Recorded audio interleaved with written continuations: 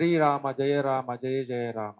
శ్రీ గణనాథ భక్తజన సేవిత పాద కవిత్వధారణా యోగ వరప్రదా బుధ జనోత్కర విఘ్న వినాశకారణ. నీ గుణముల్ను తించెదము నిత్యవధాన జయమ్ము గోరుచున్ వేగముతోడ పూరణలు విఘ్నులు మెచ్చ మదిన్ స్ఫురింపగా. అందరికీ నమస్కారం అండి. విఘ్నేశ్వరునకు సరస్వతీదేవికి అస్మద్ గురుదేవులు బ్రహ్మశ్రీ వర్ధిపత్తి పద్మాకర్ గారి పాదార విందాలకు నమస్కారములు తెలియజేసుకుంటూ, నేడు చిరంజీవి వింజమూరి సంకీర్త అష్టావధాన కార్యక్రమానికి వచ్చిన అందరికీ, ఈశ్వర స్వరూపులైన అందరికీ నమస్కారం తెలియజేసుకుంటున్నామండి. ముఖ్యంగా ఇటువంటి అష్టావధాన కార్యక్రమాలను కావచ్చు, సాంస్కృతిక కార్యక్రమాలు కావచ్చు, సనాతన ధర్మ సంబంధమైన ప్రతి కార్యక్రమాన్ని కేవలం తమ దృష్టి చేత వాక్కు చేత అనుగ్రహిస్తున్న శ్రీ శ్రీ శ్రీ శృంగేరి జగద్గురువుల పాదపద్మములకు నమస్కారం చేసుకుంటున్నామండి. వారి మాట చూపు కూడా స్ఫూర్తి.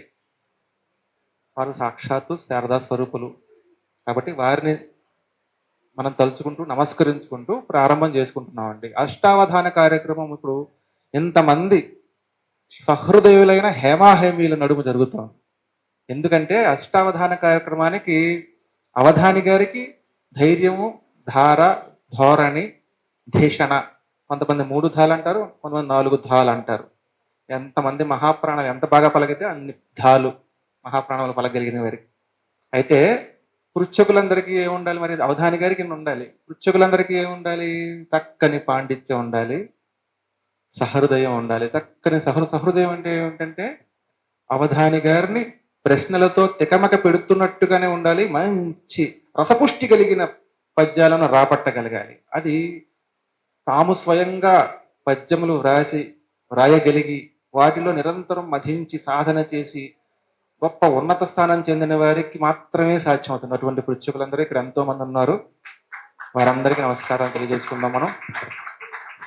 ఇక అష్టావధానంలో 3వ వారు ఉన్నారు. ఒకరు అవధాని గారు, పృచ్ఛకులు. 3వ వారు నేను కాదండి. 3వ వారు ఎవరంటే రెండవ సాటి దైవమిక లేడునుచున్ అన్నట్టుగా మొత్తం ఇంతమంది రూపంలో ఏకస్వరూపంగా వచ్చిన పరమేశ్వరుడు. ఎందుకు మీరందరూ ప్రేక్షకుల రూపంలో, అంటే కేవలం మీరు చూడటం మాత్రమే కాదు, ఇటువంటి కార్యక్రమాలు, అష్టావధానం వంటి కార్యక్రమాలు మనసుకి, బుద్ధికి, రెండిటికి ఆహ్లాదం కలిగిస్తాయి. బుద్ధికి పదును పెడతాయి. ఏం చెప్తారా ప్రశ్న అని మీరు చూడటమే కాదు, మీరు పూరిస్తూ ఉంటారు. నాకు తెలుసు, నాకే కాదు, ఇక్కడ చూస్తున్న అందరికీ తెలుసు. అడిగే ప్రశ్నకి ఎలా పూరిస్తారని మీకు ఉంటుంది. అది గమనిస్తూ అవధాని గారు చేస్తున్న పూరణంలో ఉన్న విశేషాలను మీరు గ్రహిస్తూ ఉంటారు. దాంతోపాటు అవధాని గారు పృచ్ఛకులు అడిగే ప్రశ్నలు నచ్చితే చప్పట్లు కూడా కొడతారు కదా. ఆ చప్పట్లు కొట్టడం అంటే ఏంటి? మెచ్చుకోవడం. మీరు మెచ్చుకుంటేనే మాకెంతో ఆనందం. అంత బాగా పద్యాలు చెప్పగలరు. ఆ విధంగా ప్రేక్షకులు కూడా గొప్ప పాత్ర వహిస్తారు. ఇదంతా మనందరం సమిష్టిగా చేసే ఒక మంచి సాహిత్యం అనే యజ్ఞం. అటువంటి అష్టావధాన కార్యక్రమాన్ని తటవర్తి గురుకులం, మా గురుకులం వారందరూ ఇంకొక చిన్న అంశాన్ని జోడించుకుని, చిన్నది కాదు పెద్ద అంశమే, సనాతన ధర్మానికి పట్టుగొమ్మలు అనడానికి మనందరం కూడా ఇటువంటి కార్యక్రమాలు ఎక్కడ చేసుకునే వాళ్ళం?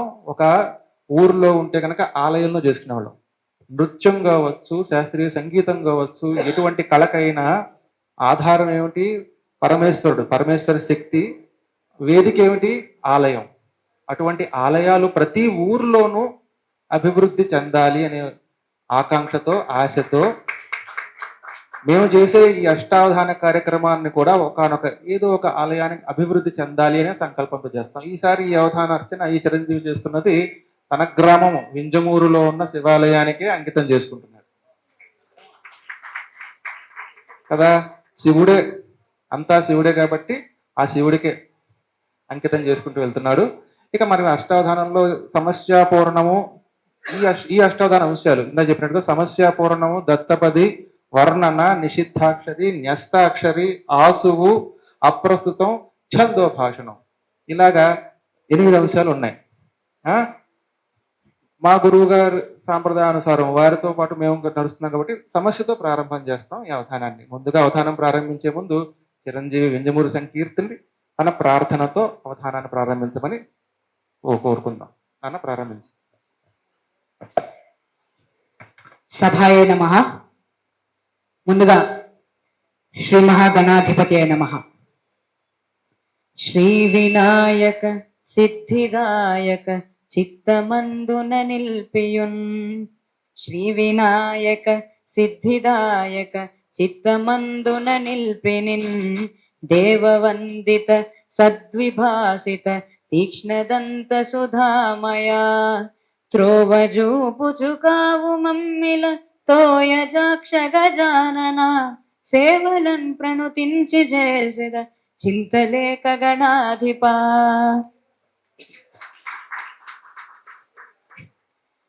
ఐం మహాసరస్వత్యై నమః. శరీరారెవ్వరు నీకు దివ్య జనని. సారస్య సంభూత వాగ్ఝరులే నీ దయతోడ పొంగగనిలన్. సారమ్మునందించు సుస్థిరమౌ దీవెనలియుమా సరసిజా. తేజం విడుమ్మీ ధరన్ వర సర్వాగమ దివ్య శాస్త్ర ఫలదా. వాగ్దేవి శ్రీ శారదా.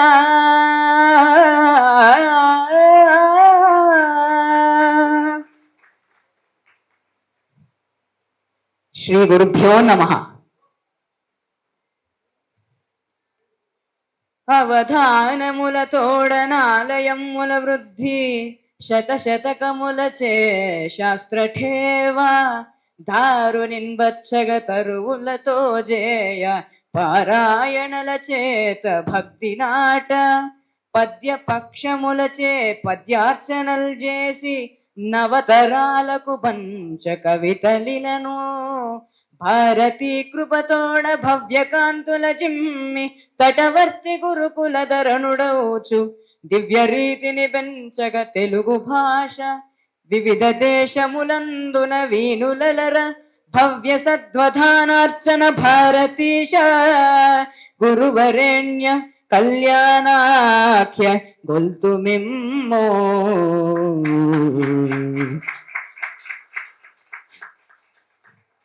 అలాగే వేదిక మీద కూర్చున్న పృచ్ఛకులందరినీ నమస్కరిస్తూ,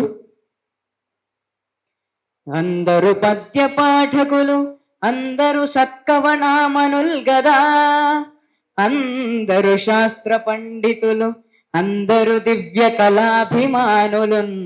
అందరూ ప్రాశ్నికోత్తములు, అందరూ సద్యస్వరూపులున్. సదా అందిల జేతు వందనములందరికిట్లు అవధాన సత్సభన్.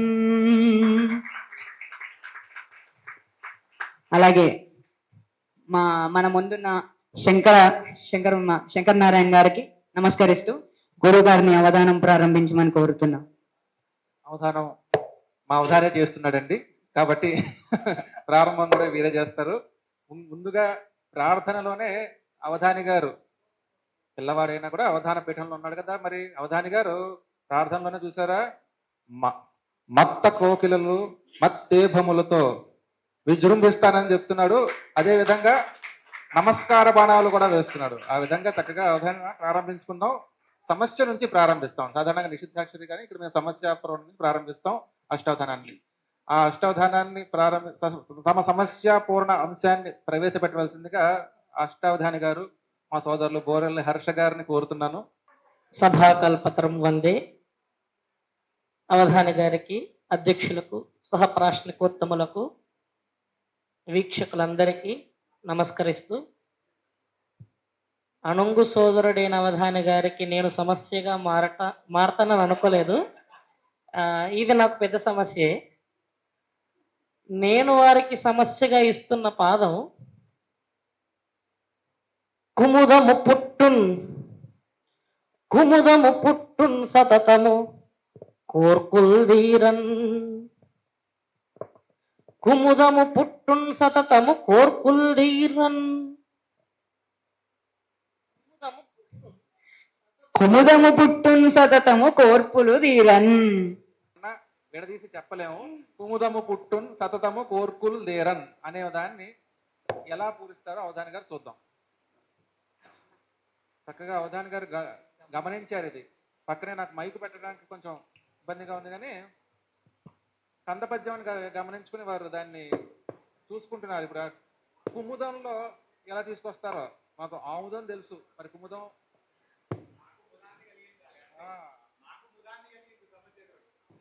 గమనము చూపగ వర్షము, గమనము చూపగ వర్షము.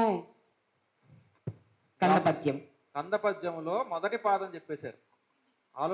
మనం ఆలోచిస్తున్నంత సేపట్లో వారి పాదం పూర్తయిపోయింది. అక్కడ గమనము గమనము చూపగ వర్షము, గమనము జూపగ వర్షము, వర్షం వరకు తీసుకొచ్చారు. ఇక కుముదం తీసుకొచ్చేస్తారు. మధ్యలో ఆముదం తీసుకొస్తానన్నా. గమనము జూపగ వర్షము. ఉత్సాహం ఉన్నవారు రాసుకోవచ్చును కూడా.